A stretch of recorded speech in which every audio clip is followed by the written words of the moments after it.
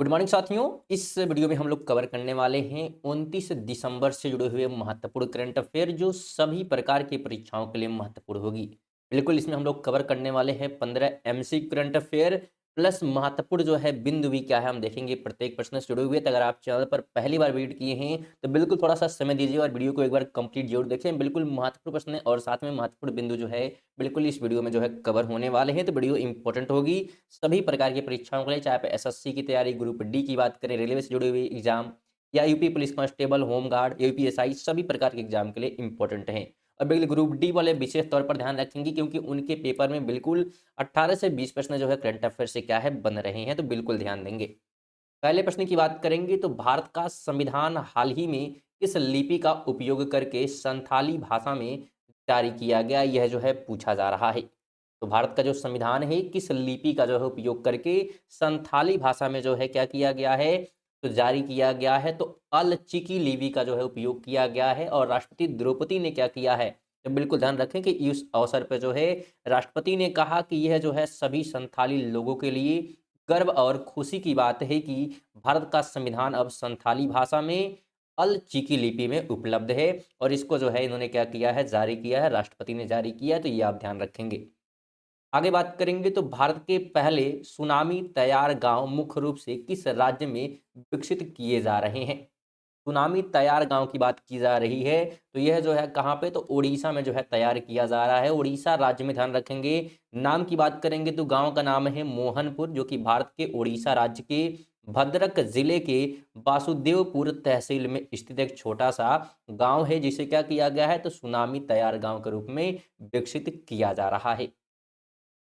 3 number है कि आतंकवाद से निपटने के लिए NATGRID नॉट ग्रिड द्वारा तैनात AI आधारित टूल का नाम क्या है। तो इस टूल का नाम जो है ध्यान रखिएगा गांडीव है। क्या नाम है, गांडीव है।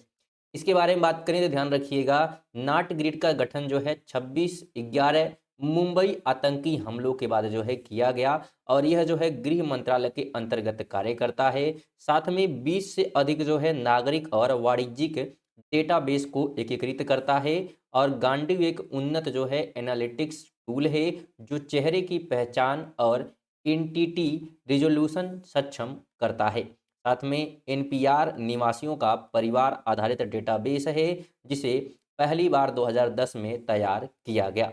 इसके अलावा नाटग्रिड ने जो है एनपीआर से जोड़ने से जो है नेटवर्क विश्लेषण और आतंकवाद रोधी जांच की क्षमता उल्लेखनीय वृद्धि होगी। तो ये महत्वपूर्ण बातें इसके बारे में ध्यान रखेंगे। आगे बात करेंगे तो किसे जो है होंडुरास के नए राष्ट्रपति के रूप में चुना गया। तो होंडुरास के नए राष्ट्रपति की बात करेंगे तो यह जो है चुना गया है नासरी असफूरा को। ऑप्शन नंबर ए हो जाएगा। ध्यान रखें 25 दिसंबर को जो है होंडुरास में अमेरिका के राष्ट्रपति डोनाल्ड ट्रंप के समर्थित उम्मीदवार नासरी असफूरा को आम चुनाव में जीत मिली है और होंडुरास में 30 नवंबर को जो है आम चुनाव हुआ है। तो बिल्कुल आप ध्यान रखें। अगला प्रश्न है कि नई दिल्ली में एनआईए द्वारा आयोजित आतंकवाद विरोधी सम्मेलन का उद्घाटन किसने किया।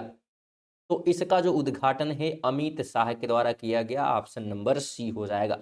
महत्वपूर्ण बिंदु की बात करें तो गृह मंत्री ने जो है राज्यों के पुलिस महानिर्देशकों को इसे जल्द से जल्द लागू करने का निर्देश दिया है। उन्होंने कहा कि पूरे देश में पुलिस के लिए साझा एटीएस ढांचा प्रत्येक स्तर पर आतंकी हमले को रोकने में सहायक होगा। श्री शाह ने कल नई दिल्ली में जो है राष्ट्रीय जांच एजेंसी के 2 दिवसीय आतंक रोधी सम्मेलन 2025 का उद्घाटन भी किया है। तो बिल्कुल आप ध्यान रखें। 6 नंबर है कि जीटीआरआई के अनुसार वित्त वर्ष 2025 से 26 में भारत का निर्यात कितने अरब डॉलर तक पहुंचने का अनुमान है। तो ध्यान रखें भारत का जो निर्यात है ये जो है 850 अरब डॉलर तक जो है पहुंचने का अनुमान लगाया गया है। और ध्यान रखिएगा इसके बारे में कि इतिहास रचने जा रहा है। बिल्कुल भारत 850 जो है अरब डॉलर तक पहुंच सकता है। इसी के साथ इतिहास जो है बन जाएगा। और सर्विस जो सेक्टर है के सहयोग से जो है चालू वित्त वर्ष 2025-26 में कुल निर्यात जो 850 अरब डॉलर के नए स्तर को छू सकता है। इसके तहत तो सर्विस सेक्टर के सहयोग से ध्यान रखें। अगला प्रश्न है कि 14 वर्ष की आयु में लिस्ट ए क्रिकेट में शतक लगाने वाले सबसे युवा खिलाड़ी कौन बन गए हैं? तो सबसे युवा जो खिलाड़ी हैं वैभव सूर्यवंशी बने हैं। बी ऑप्शन राइट हो जाएगा। इनके बारे में ध्यान रखें कि 14 साल की उम्र में मात्र जो है 36 गेंदों में शतक जड़कर वैभव सूर्यवंशी ने क्रिकेट इतिहास जो है रच दिया है और पुरुष लिस्ट ए क्रिकेट के सबसे युवा शतकवीर बने हैं। साथ में बिहार के वैभव ने जो है विजयी हजारे ट्रॉफी में कमाल की पारी खेली, जिसमें उन्होंने सिर्फ 36 गेंदों में शतक जड़कर सबको जो है हैरान कर दिया। किसमें? तो हजारे ट्रॉफी की बात यहाँ पे की जा रही है। कहाँ के हैं? तो बिल्कुल बिहार के हैं, तो ये भी ध्यान रखें। 8 नंबर है कि medical certification of cause of death 2023 report के अनुसार भारत में सबसे अधिक मौतें किस कारण से हुई हैं? तो सबसे अधिक मौत की बात करेंगे तो संचार जो है प्रणाली के रोग से जो है हुए हैं। ऑप्शन नंबर सी हो जाएगा। 9 की बात करेंगे तो बिसवा बंधु सेन जिनका हाल ही में निधन हो गया है, किस राज्य के विधानसभा के अध्यक्ष थे? तो यह थे कहाँ के? तो त्रिपुरा के। ऑप्शन सी हो जाएगा। ध्यान रखिएगा, प्रधानमंत्री मोदी ने त्रिपुरा विधानसभा अध्यक्ष बिसवा बंधु सेन के निधन पर शोक जो है व्यक्त किया। प्रधानमंत्री मोदी ने त्रिपुरा विधानसभा अध्यक्ष बिसवा बंधु के निधन पर क्या है, गहरा जो है शोक क्या किया है, तो बिल्कुल व्यक्त किया है। और महत्वपूर्ण बातें भी क्या है बताई हैं इनके बारे में। आगे बात करते हैं तो दिल्ली में आयोजित मुख्य सचिवों के 5वें राष्ट्रीय सम्मेलन के अध्यक्षता किसने की? तो इसकी जो अध्यक्षता है ध्यान रखिएगा नरेंद्र मोदी के द्वारा की गई। ऑप्शन नंबर ए हो जाएगा। प्रधानमंत्री नरेंद्र मोदी ने जो है आज नई दिल्ली में मुख्य सचिवों के 5वें जो है राष्ट्रीय सम्मेलन की अध्यक्षता जो है करेंगे और उन्होंने कल भी इस बैठक की जो है अध्यक्षता की थी। साथ में एक सोशल मीडिया पोस्ट में श्री नरेंद्र मोदी ने कहा कि सम्मेलन के दौरान उन्होंने शासन और सुधारों से संबंधित विभिन्न मुद्दों पर गहन जो है चर्चा की। तो ये पोस्ट में क्या है लिखा गया था उनके। आगे बात करेंगे तो किस मंत्रालय ने खेलों की ओर युवा प्रतिभाओं को जो है आकर्षित करने के लिए एक व्यापक इंटर्नशिप नीति की शुरुआत की? तो इसकी शुरुआत जो है की गई है युवा कार्यक्रम और खेल मंत्रालय के द्वारा। ऑप्शन नंबर बी हो जाएगा। ध्यान रखें, युवा मामले और खेल मंत्रालय ने जो है देश में खेल के प्रति युवाओं को आकर्षित करने और खेल प्रबंधन से उन्हें जोड़ने के लिए इंटर्नशिप योजना की शुरुआत यहाँ पे की गई है।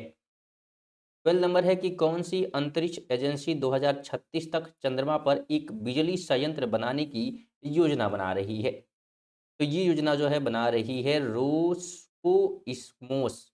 ऑप्शन नंबर सी हो जाएगा। रोस्को इस्मोस जो है ऐसा काम कर रहा है। इसके बारे में बात करें तो रूस की जो है अंतरिक्ष एजेंसी है रोस्को इस्मो, जो 2036 तक चंद्रमा पर एक बिजली संयंत्र बनाने की योजना बना रही है, जिसे रूसी चीनी अंतर्राष्ट्रीय चंद्र अनुसंधान केंद्र और चंद्र मिशनों को ऊर्जा प्रदान करने के लिए बनाया जा रहा है। हालांकि यह जो है सीधे तौर पर परमाणु नहीं कहा गया है, लेकिन इसमें रूसी परमाणु निगम रोसाटॉम भी शामिल है, जो दर्शाता है कि यह परमाणु ऊर्जा पर आधारित हो सकता है। 13 है कि ग्लोबल फूड सिटी रैंकिंग 2025-26 में मुंबई को विश्व स्तर पर कौन सा स्थान प्राप्त हुआ? तो मुंबई को विश्व स्तर पर जो है 5वां स्थान प्राप्त हुआ है। ऑप्शन बी हो जाएगा। ध्यान रखें, मुंबई जो है दुनिया के 5वें सर्वश्रेष्ठ भोजन शहर के रूप में जो है स्थान पर है। और वैश्विक शीर्ष पर अगर बात करें तो 100 शहरों में 6 भारतीय शहर जो है शामिल हैं। 14 है कि जापान दुनिया के सबसे बड़े किस परमाणु ऊर्जा संयंत्र में परिचालन फिर से शुरू करने के लिए तैयार है? तो यह जो है किसमें? तो काशीवाजाकी कारिवा में। ऑप्शन नंबर बी हो जाएगा।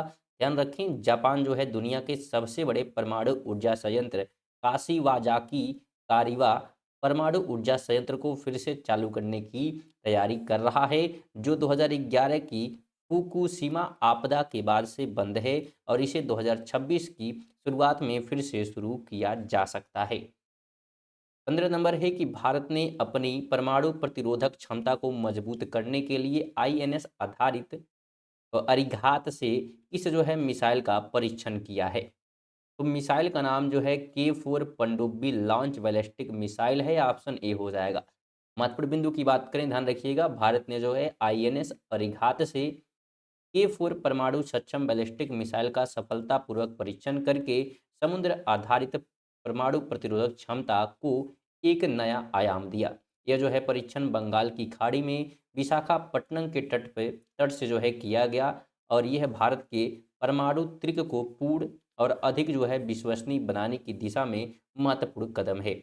इसकी अगर हम मारक क्षमता की बात करेंगे तो 3500 किलोमीटर तक जो है, और यह जो है 2 टन तक का जो है परमाणु भार को लेके जाने तक जो है बिल्कुल सक्षम है। तो सुनिए, थे हमारे जो है महत्वपूर्ण करंट अफेयर। वीडियो कैसी लगी आपको बिल्कुल कमेंट बॉक्स में ज़रूर बताएं, और पसंद आए स्टूडेंट वीडियो को बिल्कुल लाइक ज़रूर कर दीजिएगा। और साथ में विशेष तौर पर निवेदन रहेगा कि वीडियो पसंद आई है तो लाइक और कम से कम एक लोग को शेयर कर दें। और रेगुलर करंट अफेयर पढ़ना चाहते हैं तो चैनल को आप सब्सक्राइब कर सकते हैं, जो कि बिल्कुल फ्री होता है, जिससे कि जब भी क्लासेस स्टार्ट होंगी आपको नोटिफिकेशन सबसे पहले मिल जाएगा। और पीडीएफ भी आप हमारे टेलीग्राम से प्राप्त कर सकते हैं, लिंक आपको डिस्क्रिप्शन में या कमेंट बॉक्स में दिख जाएगी। चलिए इसी के साथ मिलते हैं अगले वीडियो में, तब तक के लिए जय हिंद, वंदे मातरम।